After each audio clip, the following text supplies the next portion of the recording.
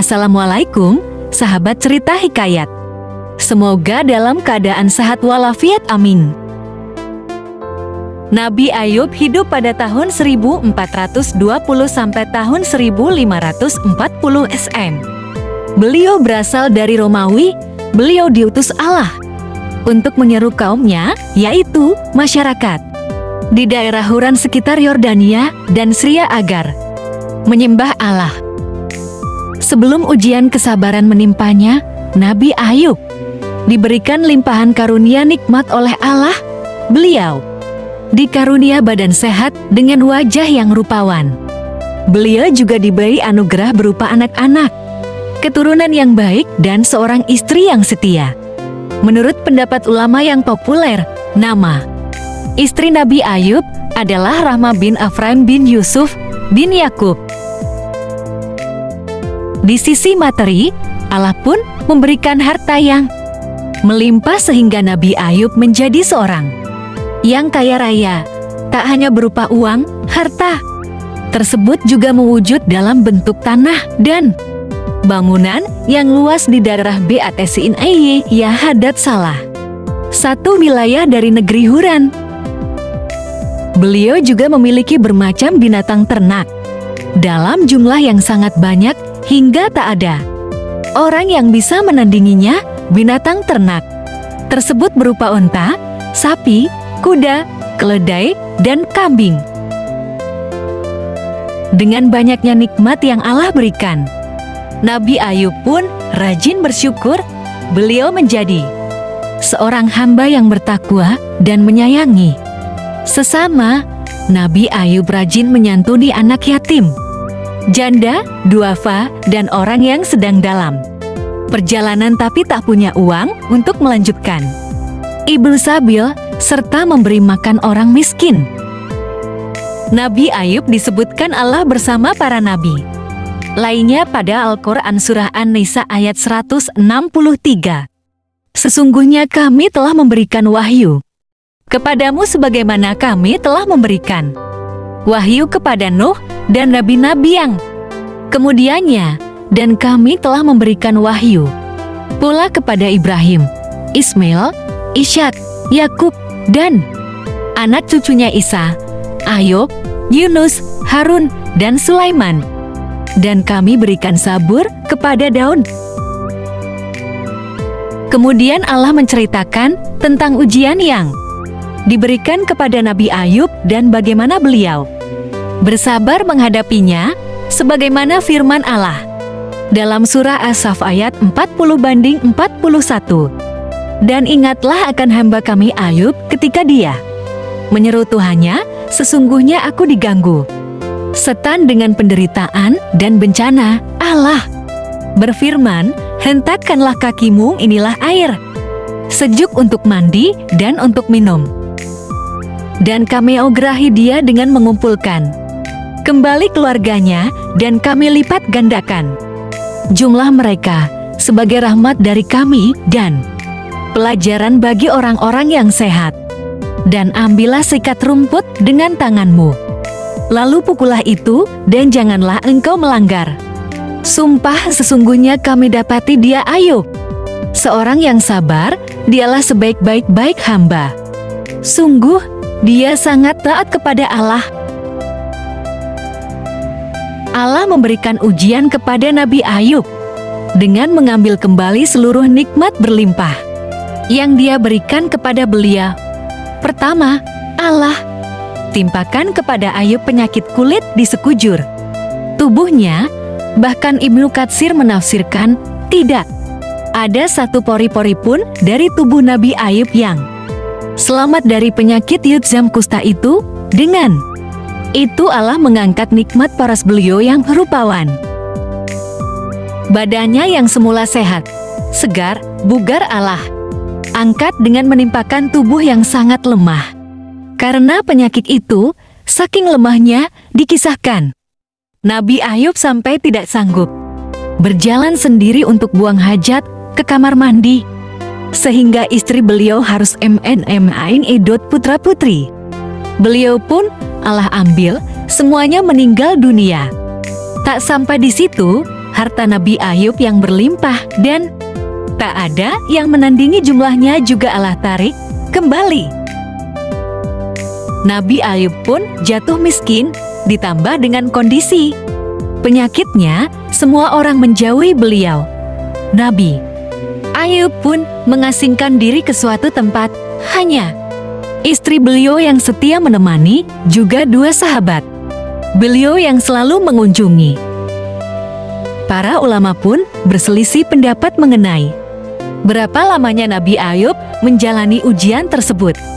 Ada yang mengatakan bahwa Nabi Ayub sakit 18 tahun. Ada juga yang beranggapan 3 tahun saja. Sebagian ulama ada pula yang menyebutkan bahwa Ayub ditimpa musibah tersebut selama 7 tahun 7 bulan 7 hari. Namun, Rasulullah pernah bersabda sebagaimana diriwayatkan oleh Anas bin Malik tentang berapa lama waktu Nabi Ayub menjalani ujian ini. Sesungguhnya Nabi Ayub berada dalam ujiannya selama 18 tahun, baik keluarga dekat maupun keluarga jauh menolaknya kecuali 2 orang laki-laki dari saudara-saudaranya. Kedua saudara itulah yang selalu memberinya makan dan menemuinya. Istri Nabi Ayub pun sangat kasihan melihat kondisi Nabi Ayub tersebut hingga pada suatu hari saat membawakan makanan untuk Nabi Ayub, sang istri mengusulkan sesuatu untuk beliau. Wahai Ayub, seandainya engkau mampu meminta kepada Allah, tentu Dia akan memberimu jalan keluar. Demikian saran istrinya yang tak tega melihat Ayub sakit sedemikian lama. Namun, apa jawaban Nabi Ayub? Beliau menolak dengan alasan luar biasa. Jawaban inilah yang menandakan tingginya keimanan beliau. Kesabaran tingkat tinggi juga beliau perlihatkan melalui jawaban atas saran istrinya tersebut. Aku telah diberi kesehatan selama 70 tahun.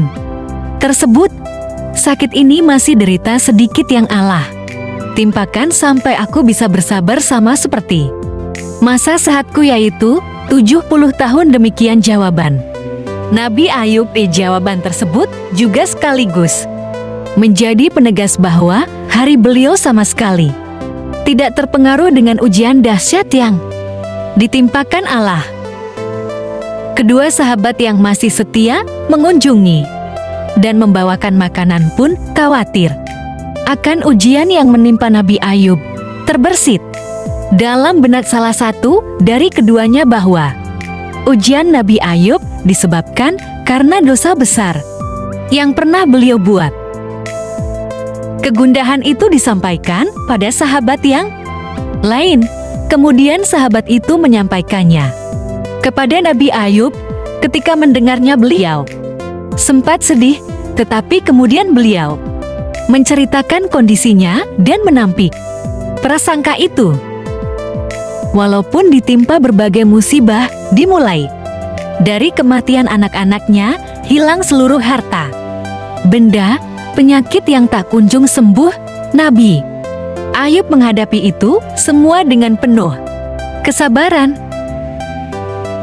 Karena kesabaran Nabi Ayub yang luar biasa saat menjalani ujian tersebut, Allah pun menunjukkan jalan keluar. Allah menceritakan hal tersebut dalam Al-Quran Surah Al-Anbiya ayat 83-84. Dan ingatlah kisah Ayub ketika dia berdoa kepada Tuhannya, "Ya Tuhanku, sungguh aku telah ditimpa penyakit, padahal Engkau Tuhan yang penyayang dari semua yang penyayang. Maka kami kabulkan doanya, lalu kamu lenyapkan penyakit yang ada padanya, dan kami kembalikan keluarganya kepadanya, dan kami lipat gandakan jumlah mereka sebagai suatu rahmat dari kami, dan untuk menjadi peringatan bagi semua yang menyembah kami." Kisah tersebut sama dengan firman Allah pada surah Sad ayat 41-44 di atas. Allah mewahyukan kepada Nabi Ayub untuk menghentakkan kaki beliau ke tanah. Kemudian, dari sana Allah pancarkan mata air yang sejuk. Nabi Ayub pun bergegas mandi di mata air tersebut hingga sembuhlah penyakit kulit dari badan beliau. Allah juga memerintahkan Nabi Ayub untuk minum dari mata air tersebut. Kesejukan airnya kemudian mampu membasuh batin Nabi Ayub sehingga beliau kembali sehat bugar lahir dan batin. Kekuatannya pun kembali pulih, bahkan seperti tidak pernah sakit. Saat beliau hendak menemui istrinya, sang istri sempat tidak mengenali Nabi Ayub, walaupun Nabi Ayub tampak sama seperti saat beliau sehat dulu. Sebetulnya sang istri mengingat postur dan wajah Nabi Ayub sebelum sakit itu.